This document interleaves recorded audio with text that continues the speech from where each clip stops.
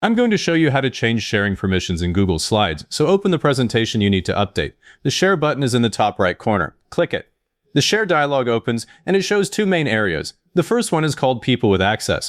That's where you change individual people. Find the person you want to adjust. I'm going to change Alex. Next to his name, click the drop-down that currently says Editor. The drop-down opens with 3 roles, plus Remove Access. Viewer is right for someone who only needs to read the deck. Commenter is the middle option, and they can leave comments and suggestions but can't move or delete slides. Editor is what gets you into trouble if you hand it out too easily. Viewers can still present the file, so don't make someone an editor just because they're presenting. I usually set clients to Viewer and internal reviewers to Commenter. Click Viewer, the label next to his name changes to Viewer immediately. If this person shouldn't have any access at all, Remove Access is at the bottom of the same menu. Now go down to the General Access area. This controls what happens when someone has the link. Most permission mistakes happen here, not in the list above.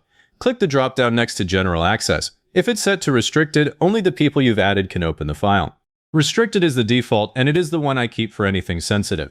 Choose anyone with the link from that drop-down. The word Restricted changes to anyone with the link in that row. Once you choose that, a second drop-down appears next to it. Use that one to pick Viewer, Commenter, or Editor.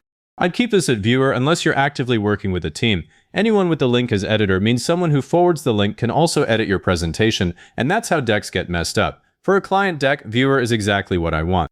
When you're happy with the settings, click Done in the bottom right corner. The dialog closes, and your permissions are live. If you want to check what a specific person can do, click the Share button again. The People with Access list shows exactly what role each person has right now. If you need to fix someone, use the same drop-down to change them or remove them.